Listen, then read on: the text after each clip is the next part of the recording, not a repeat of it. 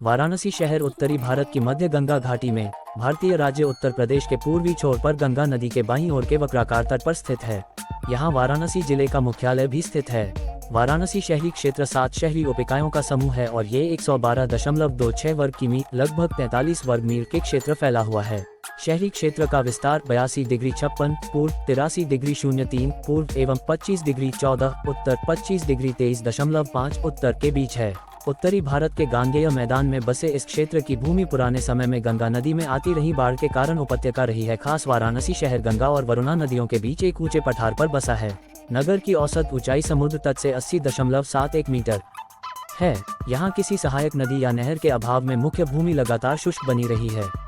प्राचीन काल से ही यहाँ की भौगोलिक स्थिति बसावट के लिए अनुकूल रही है, किंतु नगर की मूल स्थिति का अनुमान वर्तमान से लगाना मुश्किल है, क्योंकि आज की स्थिति कुछ प्राचीन ग्रंथों में वर्णित स्थिति से भिन्न है। नदियाँ मुख्य लेख वाराणसी की नदियाँ वाराणसी या काशी का विस्तार प्रायः गंगा नदी के 2 संगमों, एक वरुणा नदी से और दूसरा असी नदी से संगम के बीच बताया जाता है। इन संगमों के बीच की दूरी लगभग 2.5 मील है। इस दूरी की परिक्रमा दोनों ओर की यात्रा हिंदुओं में पंचकोसी यात्रा या पंचकोसी परिक्रमा कहलाती है। इस यात्रा का समापन साक्षी विनायक मंदिर में किया जाता है। वाराणसी क्षेत्र में अनेक छोटी बड़ी नदियां बहती हैं। इनमें सबसे प्रमुख नदी तो गंगा ही है, किंतु इसके अलावा अन्य बहुत नदियां हैं, जैसे गंगा, बाणगंगा, वरुणा, गोमती, कर्मनासा, गढ़ई, चंद्रप्रभा आदि। बनारस जिले की नदियों के विस्तार से अध्ययन करने पर यह ज्ञात होता है कि बनारस में तो प्रस्रावक नदियां हैं, लेकिन चंदौली में नहीं है, जिससे उस जिले में झीलें और दलदल हैं। अधिक बरसात होने पर गांव पानी से भर जाते हैं तथा फसल को काफी नुकसान पहुंचता है। नदियों के बहाव और जमीन की के कारण जो हानि लाभ होता है, इससे प्राचीन आर्य अनभिज्ञ नहीं थे और इसलिए सबसे पहले आबादी बनारस में हुई। जलवायु वाराणसी में आर्द्र अर्धकटिबंधीय जलवायु कोपवन जलवायु वर्गीकरण स्वा के अनुसार है, जिसके संग यहाँ ग्रीष्म ऋतु और शीत ऋतुओं के तापमान में बड़े अंतर हैं। ग्रीष्मकाल अप्रैल के आरंभ से अक्टूबर तक लंबे होते हैं, जिस बीच में ही वर्षा ऋतु में मानसून की वर्षाएं भी होती हैं। हिमालय क्षेत्र से आने वाली शीतलहर से यहाँ का तापमान दिसंबर से फरवरी के बीच शीतकाल में गिर जाता है। यहाँ का तापमान 32 डिग्री से 46 डिग्री सेल्सियस 90 डिग्री फ़े 115 डिग्री फ़े ग्रीष्मकाल में एवं 5 डिग्री से 15 डिग्री से 41 डिग्री फ़े 59 डिग्री फ़े शीतकाल में रहता है। औसत वार्षिक वर्षा 1110 मी 44 इंच तक होती है। ठंड के मौसम में कोहरा सामान्य होता है और गर्मी के मौसम में लू चलना सामान्य होता है। यहाँ निरंतर बढ़ते जल प्रदूषण और निर्माण हुए बांधों के कारण स्थानीय तापमान में वृद्धि दर्ज हुई है। गंगा का जलस्तर पुराने समय से अच्छा खासा गिर गया है और इस कारण नदी के बीच कुछ छोटे द्वीप भी प्रकट हो गए हैं। इस प्राचीन शहर में पानी का जलस्तर इतना गिर गया है कि इंडिया मार्क 2 जैसे हैंडपंप भी कई बार चलाने के बाद भी पानी की एक बूंद भी नहीं निकाल पाते। वाराणसी में गंगा का जलस्तर कम होना भी एक बड़ी समस्या है। गंगा के जल में प्रदूषण होना सभी के लिए चिंता का विषय था, लेकिन अब इसका प्रवाह भी कम होता जा रहा है, जिसके कारण उत्तराखंड से लेकर बंगाल की खाड़ी तक चिंता जताई जा रही है। वाराणसी में विभिन्न कुटीर उद्योग कार्यरत हैं, जिनमें बनारसी रेशमी साड़ी, कपड़ा उद्योग, कालीन उद्योग एवं हस्तशिल्प प्रमुख हैं। बनारसी पान विश्व प्रसिद्ध है और इसके साथ ही यहाँ का कलाकंद भी मशहूर है। वाराणसी में बाल श्रमिकों का काम जोरों पर है। बनारसी रेशम विश्व भर में अपनी महीनता एवं मुलायमपन के लिए प्रसिद्ध है। बनारसी रेशमी साड़ियों पर बारीक डिजाइन और जरी का काम 4 चांद लगाते हैं और साड़ी की शोभा बढ़ाते हैं। इस कारण ही ये साड़ियाँ वर्षों से सभी पारंपरिक उत्सवों एवं विवाह आदि समारोहों में पहनी जाती रही हैं। कुछ समय पूर्व तक जरी में शुद्ध सोने का काम हुआ करता था। भारतीय रेल का इंजन निर्माण हेतु बनारस रेल इंजन कारखाना भी वाराणसी में स्थित है। वाराणसी और कानपुर का प्रथम भारतीय व्यापार घराना निहालचंद किशोरीलाल 1857 में देश के चौथे ऑक्सीजन संयंत्र की स्थापना से आरंभ हुआ था।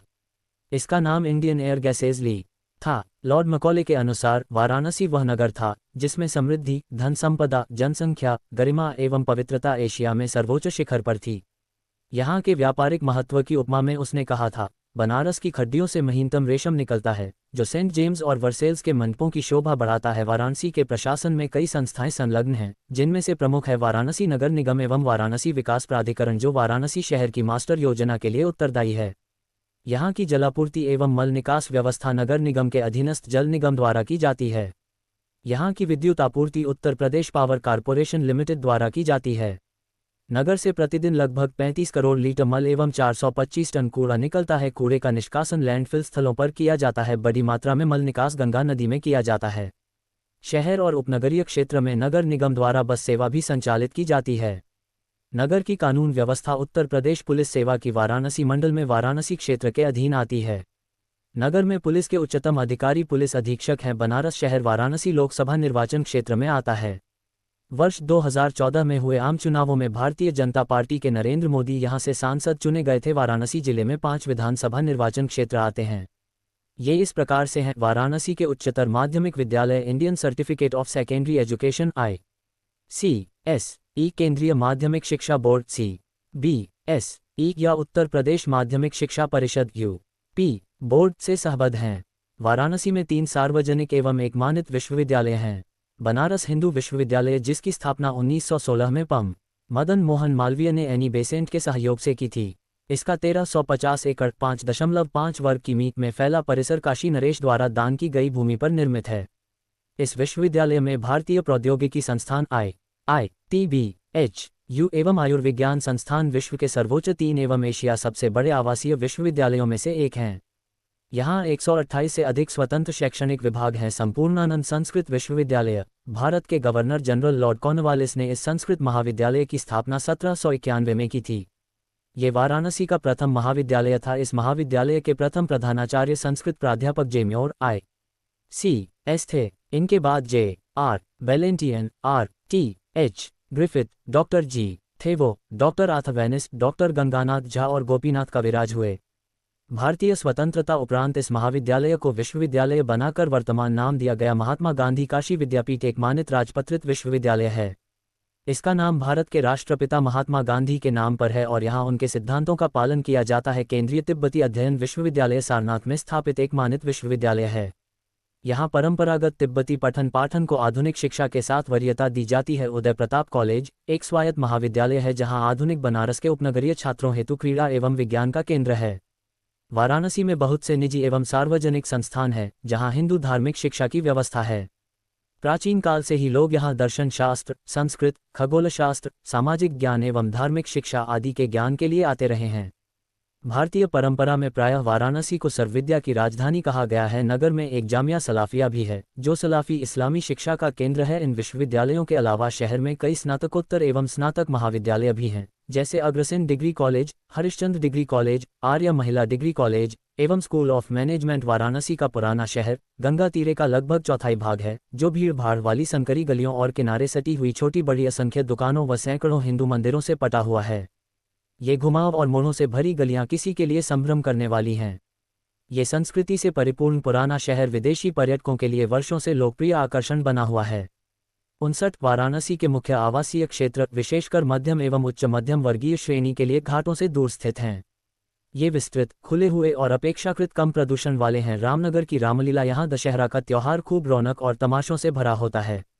इस अवसर पर रेशमी और जरी के ब्रोकेड आदि से सुसज्जित भूषा में काशी नरेश की हाथी पर सवारी निकलती है और पीछे पीछे लंबा जुलूस होता है। फिर नरेश एक माह लंबे चलने वाले रामनगर वाराणसी की रामलीला का उद्घाटन करते हैं। रामलीला में रामचरितमानस के अनुसार भगवान श्री राम के जीवन की लीला का मंचन होता है। ये मंचन काशी नरेश द्वारा प्रायोजित होता है और पूरे 31 दिन तक प्रत्येक शाम को रामनगर में आयोजित होता है। 4 अंतिम दिन इसमें भगवान राम रावण का मर्दन कर युद्ध समाप्त करते हैं और अयोध्या लौटते हैं। महाराजा उदित नारायण सिंह ने रामनगर में इस रामलीला का आरंभ 19वीं शताब्दी के मध्य से किया था। बनारस घराना मुख्य लेख। बनारस घराना। बनारस घराना भारतीय तबला वादन के 6 प्रसिद्ध घरानों में से एक है। 60 ये घराना 200 वर्षों से कुछ पहले ख्याति प्राप्त पंडित राम सहाय 1780 से 1826 के प्रयासों से विकसित हुआ था। पंडित राम सहाय ने अपने पिता के संग 5 वर्ष की आयु से ही तबला वादन आरंभ किया था। बनारस बाज कहते हैं। ये बनारस घराने की विशिष्ट तबला वादन शैली है। इन्होंने तत्कालीन संयोजन प्रारूपों जैसे जैसे गट, टोकड़ा, प्राण आदि से भी विभिन्न संयोजन किए, जिनमें उठान, बनारसी ठेका और फर्द प्रमुख हैं। शाहिद परवेज खां, बनारस घराने के अन्य बड़े महारथी पंडित किशन महाराज के साथ एक सभा में आज बनारसी तबला घराना अपने शक्तिशाली रूप के लिए प्रसिद्ध है। हालांकि बनारस घराने के वादक हल्के और कोमल स्वरों के वादन में भी सक्षम हैं। घराने को पूर्वी बाज में वर्गीकृत किया गया है, जिसमें लखनऊ, फर्रुखाबाद और बनारस घराने आते हैं। बनारस शैली तबले के अधिक अनुनादिक थापों का प्रयोग करती है, जैसे कि ना और धिन। बनारस घराने में एकल वादन बहुत विकसित हुआ है और कई वादक जैसे पंडित शारदा सहाय, पंडित किशन महाराज और पंडित समता प्रसाद एकल तबला वादन में महारत और प्रसिद्धि प्राप्त हैं। घराने के नए युग के तबला वादकों में पम कुमार बोस, पम समर साहा, पम बालकृष्ण अय्यर, पम, शशांक बख्शी, संदीप दास, पार्थसारथी मुखर्जी, सुखविंदर सिंह नामधारी, विनीत व्यास और कई अन्य हैं। बनारसी बाज में 20 विभिन्न संयोजन शैलियों और अनेक प्रकार के मिश्रण प्रयुक्त होते हैं।